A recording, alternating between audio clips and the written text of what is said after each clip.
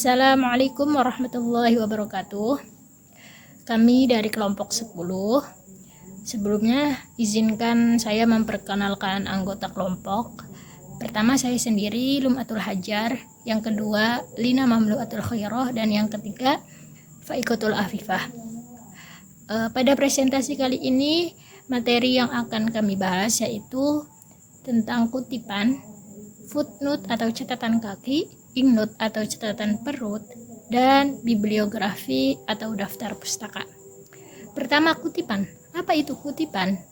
Kutipan merupakan sebuah pinjaman atas kalimat atau pendapat seseorang dari seseorang pengarang atau seseorang yang sangat terkenal, baik di dalam buku, surat kabar, majalah, ataupun media elektronik.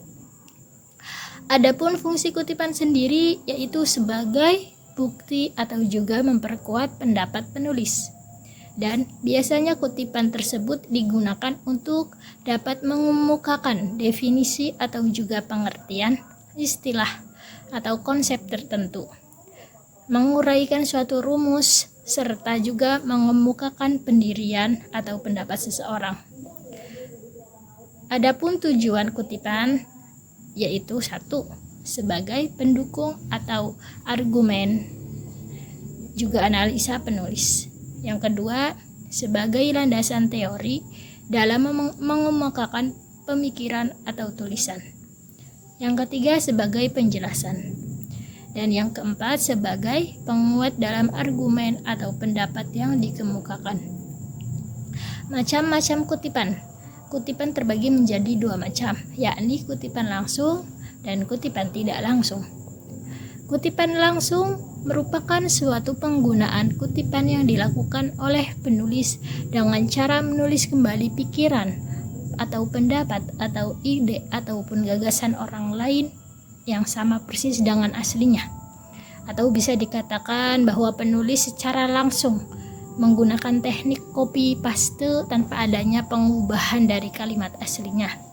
Dan yang kedua yaitu kutipan tidak langsung, merupakan penggunaan kutipan yang dilakukan oleh penulis dengan cara mengambil pikiran atau pendapat atau ide ataupun gagasan orang lain, kemudian menyampaikannya dalam sebuah karya tulis dengan kalimatnya sendiri sesuai pemahaman penulis pada kutipan tersebut. Selanjutnya saya akan menjelaskan materi tentang catatan kaki atau footnote. Catatan kaki adalah keterangan yang ditambahkan di bagian bawah halaman.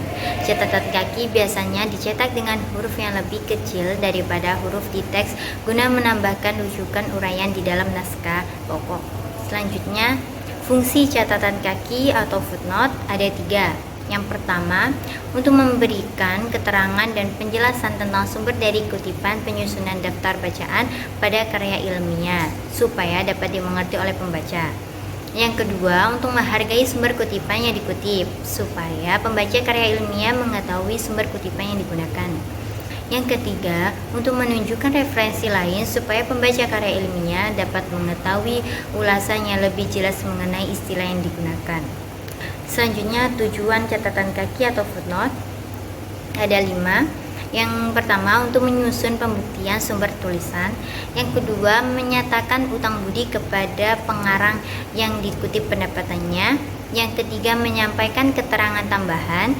Yang keempat, memperkuat uraian seperti intitasi, keterangan insidental, materi penjelasan yang kurang penting, perbaikan dan pandangan yang bertentangan. Yang kelima, merujuk bagian lain teks uraian pada halaman lain sebelum atau sesudahnya. Teknik membuat catatan kaki ada 7. Yang pertama, nama pengarang tidak dibalik. Yang kedua, judul buku dicetak miring. Yang ketiga, kota terbit. Yang keempat, nama penerbit. Yang kelima, tahun penerbit. Yang keenam, nomor halaman. Dan yang ketujuh, semua unsur dihubungkan dengan tanda koma, kecuali setelah kota terbit dihubungkan dengan tanda titik 2. Selanjutnya, materi tentang catatan perut atau innote. Catatan perut adalah keterangan yang dicantumkan pada margin bawah. yang berfungsi untuk menjelaskan suatu kata yang berada dalam teks yang membutuhkan penjelasan lebih lanjut. InNote terbagi menjadi dua, yang pertama kutipan langsung dan yang kedua kutipan tidak langsung. Kutipan langsung, kutipan yang ditulis dalam bahasa dan ejaan yang sama dengan sumber kutipan.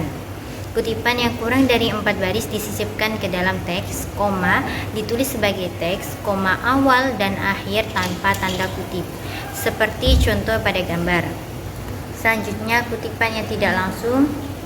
Kutipan yang tidak langsung adalah kutipan yang tidak sama persis dengan kutipan, seperti contoh pada gambar. Selanjutnya, materi selanjutnya akan dijelaskan oleh Mbak Faikotul Afifah. Materi yang selanjutnya adalah bibliografi. Bibliografi adalah daftar pustaka yang mencakup isi dan deskripsi suatu buku, meliputi judul, pengarang, edisi, cetakan, kota terbit, penerbit, tahun terbit, jumlah halaman, ukuran tinggi buku, dan ISBN. Bibliografi ini berfungsi untuk memberi informasi suatu buku. Tujuan bibliografi. Tujuan dari pembuatan bibliografi ialah untuk bisa tahu adanya suatu atau sejumlah buku atau juga pustaka yang sudah pernah diterbitkan. Di dalam menentukan cakupan atau juga topik bibliografi ditentukan dengan berdasarkan beberapa pertimbangan, seperti misalnya permintaan pengguna, topik yang tengah berkembang, atau juga banyak diperlukan saat itu, dokumentasi koleksi yang dipunya, serta juga mandat instansi. Unsur-unsur bibliografi. Yang pertama, nama pengarang.